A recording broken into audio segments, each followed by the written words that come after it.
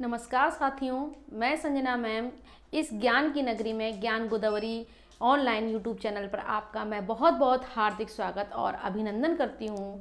आज हम एक नया विषय पढ़ने वाले हैं, सिविल प्रक्रिया संहिता।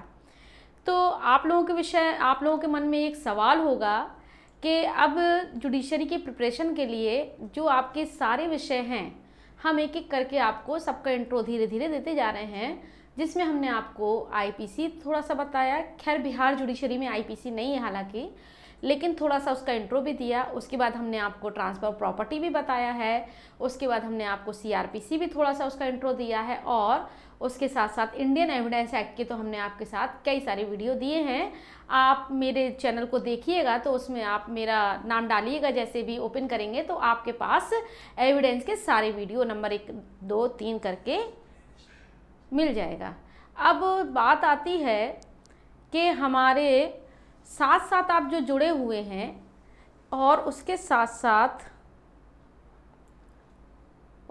साथ जब आप देखेंगे कि जो आपने सारे वीडियो अभी तक प्ले करके देखे हैं, तो आप उसको देखेंगे कि ज्ञान गोदावरी यूट्यूब चैनल पर जो आप वीडियोस देख रहे हैं, उसमें आप देखेंगे जुडिशरी के लिए अलग से वीडियो जो दिए गए हैं, उसमें आपको कई सारे सब्जेक्ट के हमारे साथ साथ वीडियो आपको मिलते जाएंगे, और आप उसको जो है पढ़ते जाइए और आपकी एक प्रिपरेशन का स्तर बना रहेगा।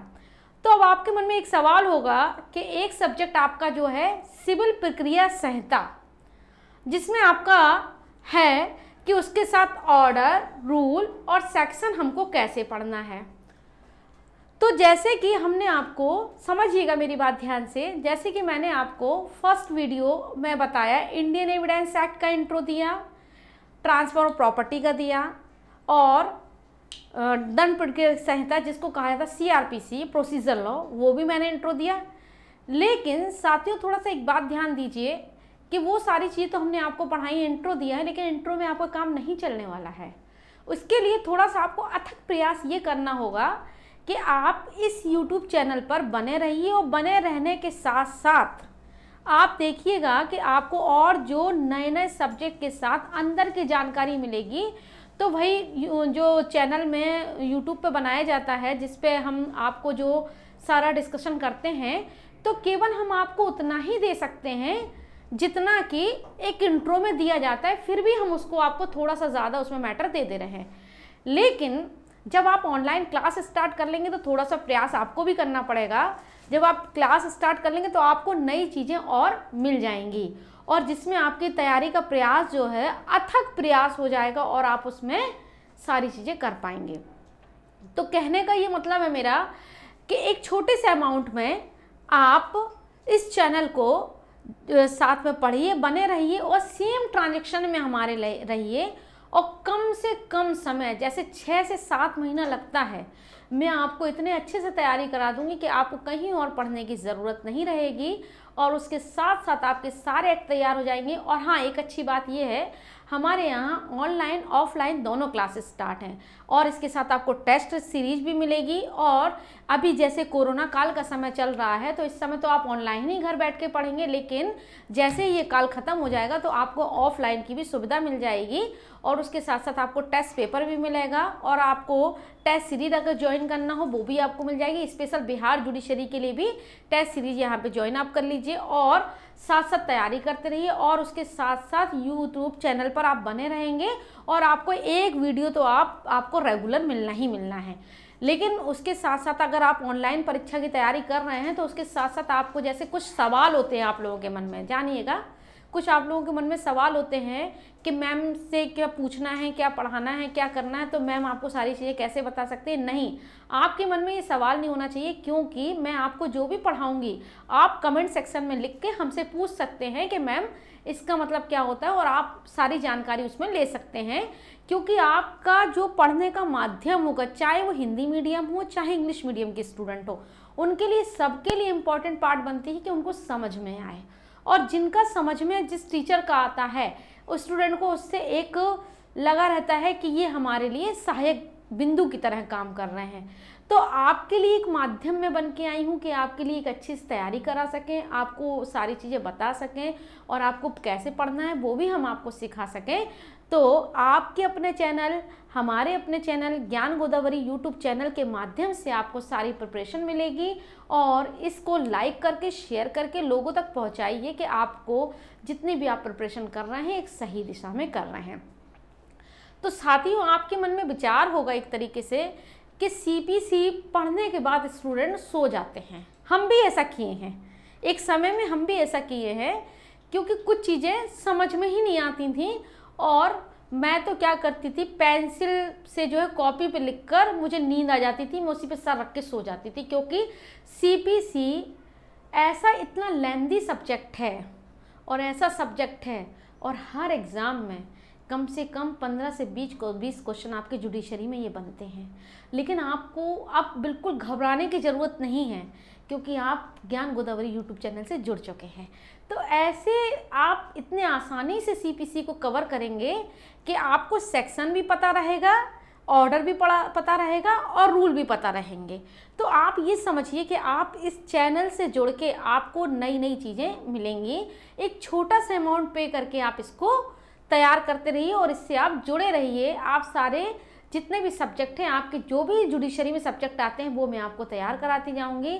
और आपके लिए बहुत अच्छी बात यह है कि अभी तो मैं जितना पढ़ा रही हूँ बीएड से, अब आने वाले और चैनल पे मैं आपको क्वेश्चन लिखने का तरीका बताऊंगी कि मेंस में आपको आंसर राइटिंग कैसे करनी है।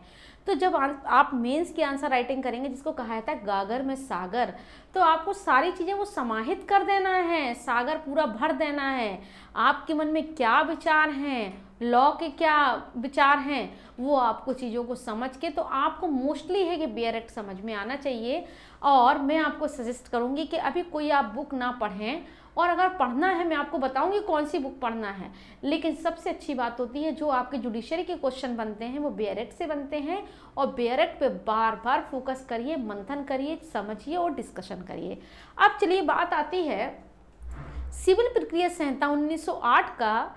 ये एक प्रक्रियात्मक विधि है और प्रोसीजर लॉ है। और जैसे कि हम पढ़ के आए थे आईपीसी और सीआरपीसी, तो हमने देखा था आईपीसी जो है कोई अपराध बताती है, अपराध की परिभाषा बताती है, पनिशमेंट बताती है, और सीआरपीसी उसका विचारण करती है। लेकिन यहाँ सीपीसी में ऐसा नहीं है, आपको इसी में सब कुछ मिलेगा। इसको कहा जाता है गौथा, एक किसी चीज़ का गौथा दबा के रख दिया हो। जैसे सिविल में देखते हैं 1 साल में केस खत्म नहीं होता, बाबा दादा नाना तक मर के चले जाते हैं, फिर भी आपका केस चलता रहता है। आप देखते हैं 10 साल 20 साल चले जाते हैं, तब भी केस चलता रहता है। आप खुद ही जानते हैं कि सिविल की जो प्रोसीडिंग होती है बहुत लंबी प्रोसीडिंग होती है, और उसके साथ साथ एक तरीके से एक लंबे टाइम तक सिविल में चीज़ें आती हैं। जो स्टूडेंट्स जो एडवोकेसी करना चाहते हैं, तो ज़्यादातर आपने देखा होगा स्टूडेंट जो होते हैं जब एडवोकेसी करते हैं तो अधिकतर वकील क्रिमिनल लॉयर्स हो जाते हैं। लेकिन अगर सिविल की बातें किसी ने सीख ली तो ये समझ लीजिए वो कहीं किसी भी जगह जाकर प्रैक्टिस कर सकता है और चीज़ों को समझ सकता है।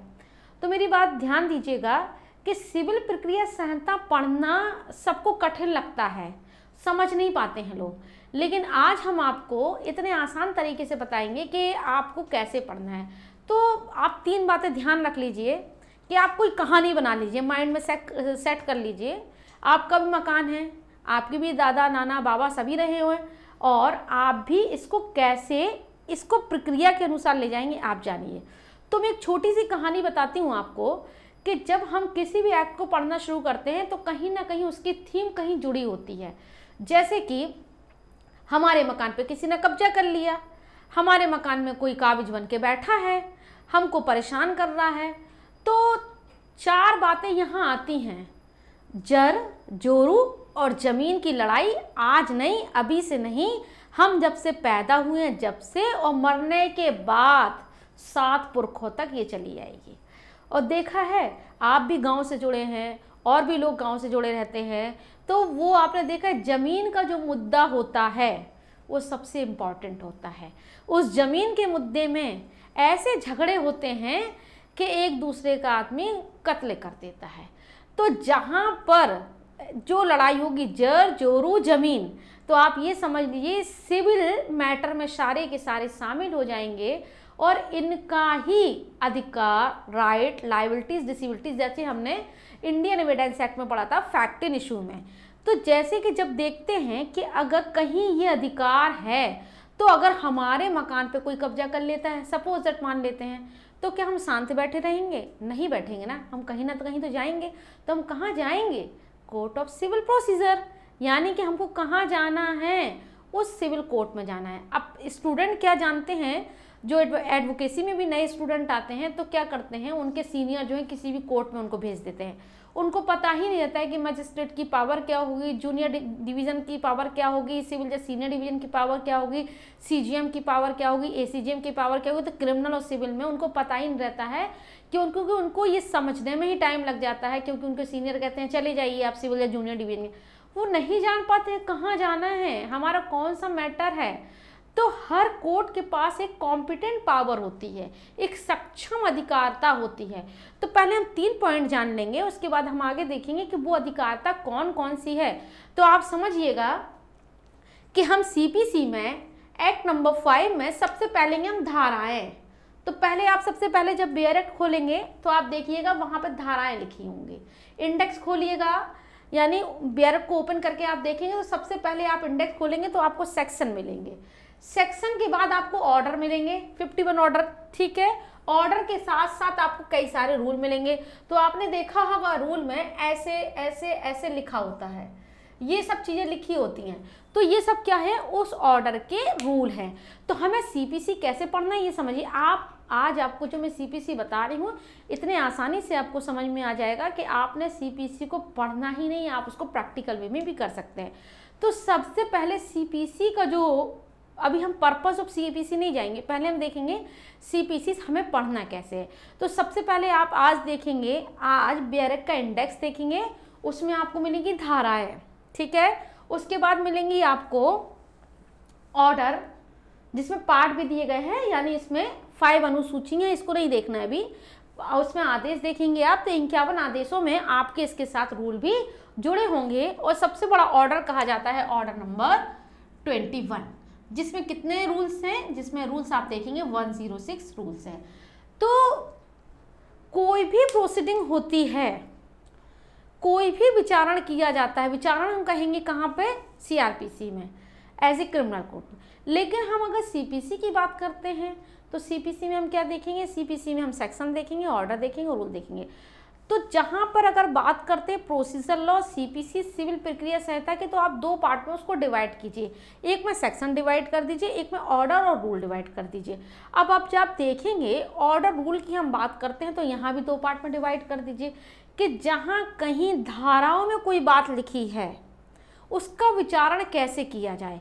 तो उसका विचारण आप कैसे करवाएंगे, उसका जो विचारण करवाएंगे आप वो ऑर्डर और रूल की तरह करवाएंगे। इसमें भी समन होते हैं, प्रोक्लेमेशन, अटैचमेंट होता है, इसमें भी सारी चीज़ें होती हैं और क्रिमिनल प्रोसीजर में भी होती हैं। अब बात आती है कि हम किस कोर्ट के पास जाएं, कौन सा ऐसा कोर्ट होगा जो सिविल की कार्रवाई देख रहा है। तो अब दोनों को बात अलग कर दी, क्रिमिनल प्रोसीडिंग अलग हो जाएगी और सिविल प्रोसीडिंग अलग हो जाएगी। तो आपने देखा लिखा रहता है सिविल जज न्यायाधीश, आपने देखा वो न्यायाधीश पड़ा होता है, इसका मतलब वो न्यायाधीश है, वो किसकी प्रोसीडिंग देख रहा है, वो सिविल काम देख रहा है। यहाँ पे आपको 2 बातें ध्यान देने वाली हैं, आगे मैं और आपको अधिकारता बता रही हूँ।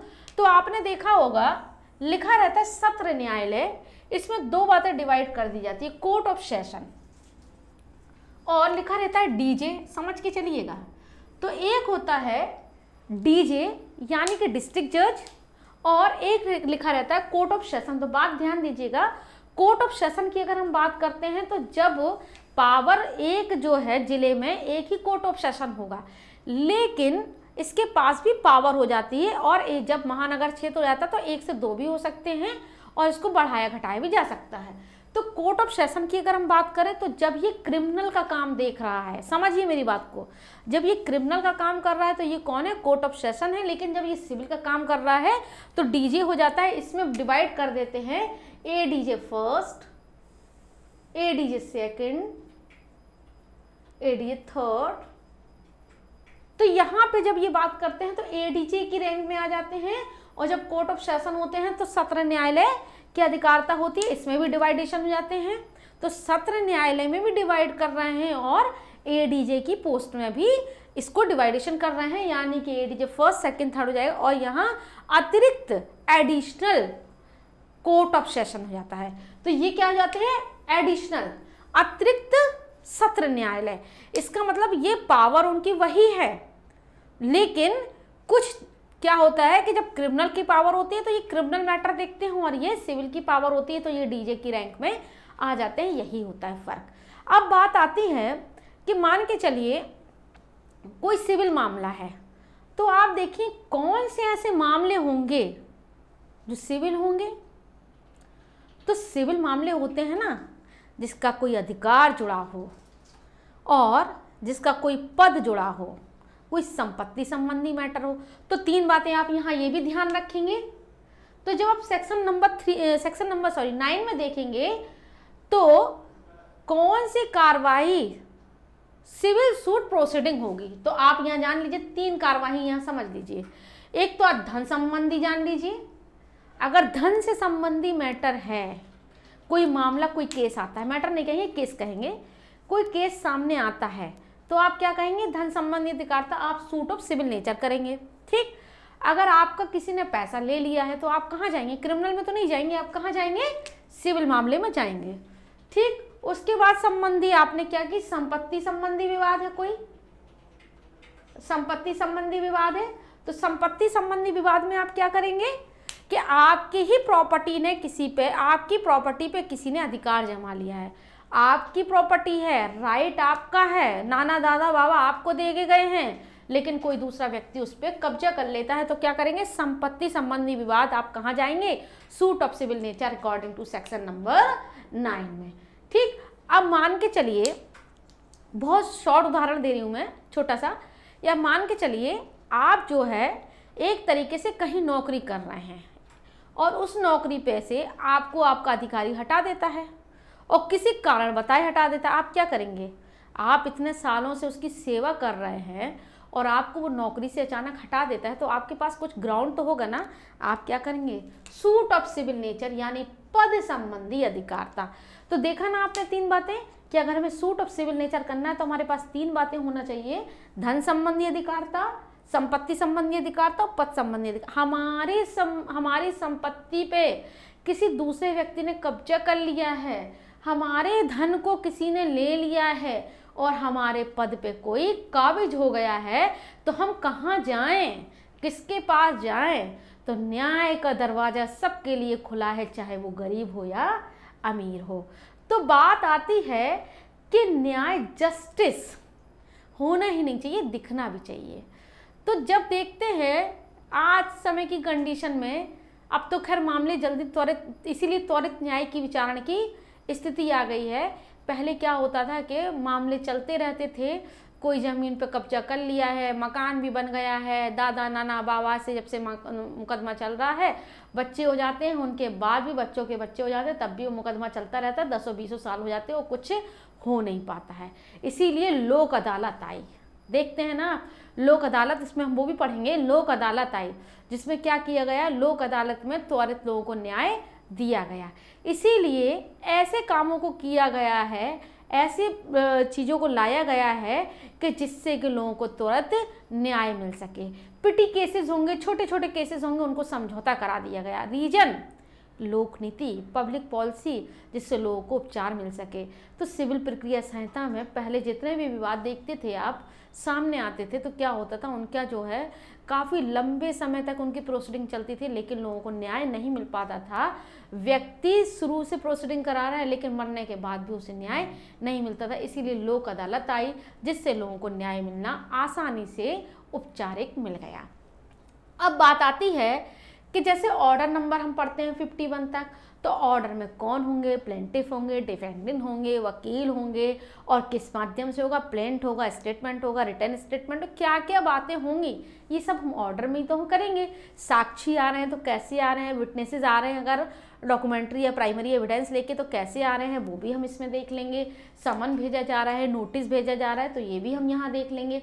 और उसके साथ साथ हम ये देखेंगे, सबसे पहले इनके साथ रूल भी जोड़ेंगे कि आदेश और रूल को हमें मिला के साथ साथ पढ़ना है।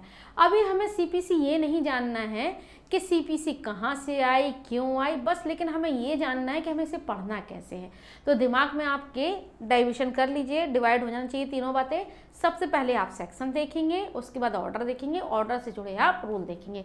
अब बात आती है कि जो कोर्ट की अधिकारिता होगी वो कौन सी अधिकारिता होगी, हम किस कोर्ट के पास जाएं। ऐसा तो नहीं हम सीजीएम के पास चले जाएं, नहीं। ऐसा तो नहीं कि आपको सीजीएम के पास चले जाना है, ऐसा तो नहीं आपको कोर्ट ऑफ सेशन के पास चले जाना है, नहीं। तो किस कोर्ट की अधिकारिता होगी, आप किसके पास जाना है, तो आपको ना तो सीजीएम के पास जाना है, ना आपको सत्र न्यायालय, आपको कहाँ जाना है, कहाँ आपका डिस्प्यूटेड मैटर है।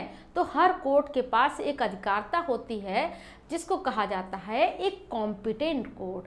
तो आप देखेंगे सीपीसी का सेक्शन नंबर 15 तो लिखा रहता, सेक्शन नंबर 15 में सीपीसी में लिखा है एक सक्षम अधिकारिता वाला न्यायालय। हर कोर्ट एक कॉम्पिटेंट कोर्ट है, हर कोर्ट एक कॉम्पिटेंट कोर्ट है, लेकिन ये नहीं बताया गया है कि कौन सा कोर्ट कॉम्पिटेंट कोर्ट है। वह कोर्ट कॉम्पिटेंट कोर्ट है जिसके पास इन सब की अधिकारिता हो, यानी वो सुनने के लिए विषय वस्तु, सब्जेक्ट ऑफ मैटर, यानी ऐसा तो नहीं आपका कृषि संबंधी मामला है, रेवेन्यू से रिलेटेड है, या आपका धन संबंधी अधिकारिता है, या आपका मान के चलिए संपत्ति संबंधी है, या आपका कोई और मैटर है। तो ऐसा तो नहीं कि रेवेन्यू मामला आप सीपीसी में ले आते हैं, क्रिमिनल मामला आप सीपीसी में, नहीं। आपके पास एक विषय वस्तु संबंधी अधिकारिता होना चाहिए जो कि उस कोर्ट के पास होगी जो उस सब्जेक्ट मैटर को सुनता है, जैसे कि सिविल जज जूनियर डिवीजन, सिविल जज सीनियर डिवीजन और जीएसएससी को कोर्ट जिसे कहा जाता है लघु वाद न्यायालय। ये सारे कोर्ट क्या होते हैं, अलग होते हैं। एडीजे यानी इसमें फैमिली कोर्ट भी शामिल हो जाएंगे। तो ये सारी चीज़ें हो जाएंगी जिसके पास सब्जेक्ट ऑफ मैटर सुनने का राइट हो, वही कोर्ट एक कॉम्पिटेंट कोर्ट होगा। अब बात आती है कि उस सब्जेक्ट ऑफ मैटर पर तो सुनने का उसका राइट है, लेकिन उसकी जुडिक्शन पावर भी तो कुछ होगी। क्या जुडिक्शन होगा, तो कितने धन तक के अधिकारिता के मामले सुनेगा। तो यानी कि अगर सिविल जूनियर डिवीजन है तो कितने तक का सुन रहा है, 5 लाख के ऊपर से मामले हैं तो यानी सिविल जज सीनियर डिवीजन सुन रहा है। इससे ऊपर के मामले हैं, जितना भी ओवर जा रहा है यानी कि ये कौन से एडीजे हो जाएंगे। और अगर हम बात करते हैं लघु वाद न्यायालय, तो जैसे रेंट कंट्रोल एक्ट के जैसे केसेस आते हैं तो कौन सुनेगा, जीएससीसी कोर्ट सुनेगा। प्रोवेड वचन पत्र जितनी भी चीजें आएंगी जीएससीसी कोर्ट की पावर हो जाएगी। तो किसी भी कोर्ट के पास जो कॉम्पिटेंट कोर्ट होगा, तो इसमें कौन कौन से कोर्ट आ जाएंगे, इसमें जो एक सक्षम न्यायालय होगा, सेक्शन नंबर 15। जब 15 आप देखेंगे तो उसके साथ साथ 16 भी जुड़ा हुआ है, तो एक सेक्शन किसी दूसरे सेक्शन को तुरंत टच कर लेता है। तो 16 में आप देखेंगे 6 क्लॉज दिए गए हैं जिसमें लिखा है कोई मॉर्गेज प्रॉपर्टी से संबंधित वाद है, कोई रेंट से संबंधित वाद है, कोई प्रोवन से संबंधित वाद है, या कोई ऐसा रिकवरी से संबंधित वाद है, बंधक से संबंधी वाद है। तो सेक्शन नंबर 16 में आप देख लेंगे तो 15 को टच कीजिए, देखिए ऐसे टच कीजिए, 15 को टच कीजिए और 16 को टच कर लीजिए। तो 15 में आपको मिल जाएगा कौन सा कॉम्पिटेंट कोर्ट होगा, तो सभी सक्षम न्यायालय हैं बशर्त उनकी अधिकारिता हो। तो सेक्शन 15 के आगे लिख लीजिएगा आप वेयर एक्ट में, जिसके बाद वाद संबंधी सुनने की अधिकारिता हो, उस वाद को वो सुनता हो। फिर आ जाता है विषय, उस सब्जेक्ट ऑफ मैटर को सुनने की अधिकारिता हो। फिर आता है कि उसके पास पिट्यूटरी जुडिक्शन क्या है। पिट्यूटरी जुडिक्शन का मतलब होता है धन संबंधी अधिकारिता कितना है, और उसके बाद उसके मामले से कोई अपील हो रही है कि नहीं हो रही है। तो उसके पास ऐसा निर्णय और डिक्री देने के बाद उसकी कोई अपील होती हो। तो आज हमें बात समझ में आया कि ये अधिकारिता कोर्ट का जुडिक्शन पावर है।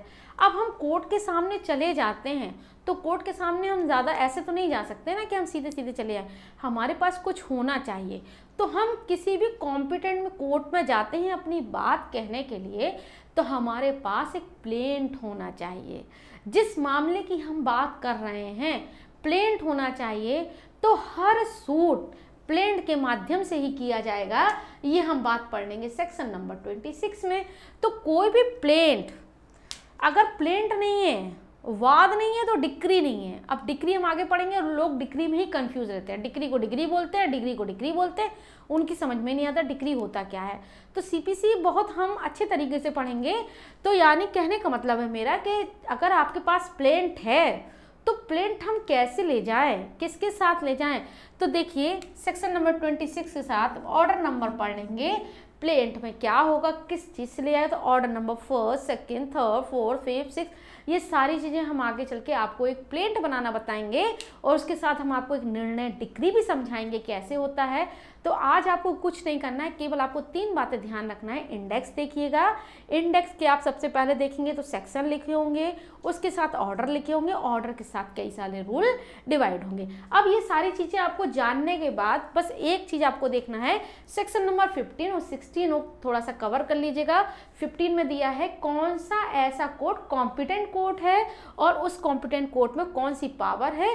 तो सेक्शन 16 में आप देखेंगे तो उसमें 6 तरीके की आपको पावर मिल जाएगी, जो कि आप देखेंगे धन संबंधी अधिकारता होगी, जिसमें प्रोवन संबंधी होगी, और जो आपका बंधक प्रॉपर्टी से होगा, मोचन का अधिकार, ये सारे आपको 6 पॉइंट मिलने वाले हैं, वहाँ मिल जाएगा। फिर आप सेक्शन नंबर 26 देख लीजिए, हर वाद पत्र के माध्यम से ही प्लेंट के माध्यम से ही कोर्ट में आप वाद दाखिल कर सकते हैं, सेक्शन नंबर 26। तो आपको आज मैंने सीपीसी का थोड़ा सा इंट्रो दिया है, लेकिन इसके साथ हम और भी सीपीसी पढ़ेंगे। फिर हम इसको चैप्टर वाइज, सेक्शन वाइज खोलेंगे कि इसको आपको कैसे कैसे सेक्शन में पढ़ना है, कैसे ऑर्डर और रूल ज्वाइन करना है। लेकिन इसके साथ आप एक बार बेरक को थोड़ा सा सरसरी नज़र से देख लीजिएगा कि हमको ऑर्डर जो 51 आपके ऑर्डर दिए हैं उनके साथ कई सारे रूल भी हैं। ऑर्डर नंबर ये 21 जिसमें सबसे ज़्यादा रूल है, 106 रूल दिए गए हैं। तो साथियों आज इस चैनल पे हम आज आपको इतना ही बताएंगे और आप लोग मन लगा के पढ़ते रहिए और इस चैनल पे बने रहिए। और आप इस ज्ञान की नगरी में गोदावरी यूट्यूब चैनल पर ज्ञान गोदावरी के साथ साथ जुड़े रहकर अच्छे से तैयारी करिए। और इसी के साथ आप जो है आगे लोगों को बताइए, सब्सक्राइब करिए चैनल को और लाइक करिए, जिससे आपको आने वाले नोटिफिकेशन मिलते रहें। Thank you.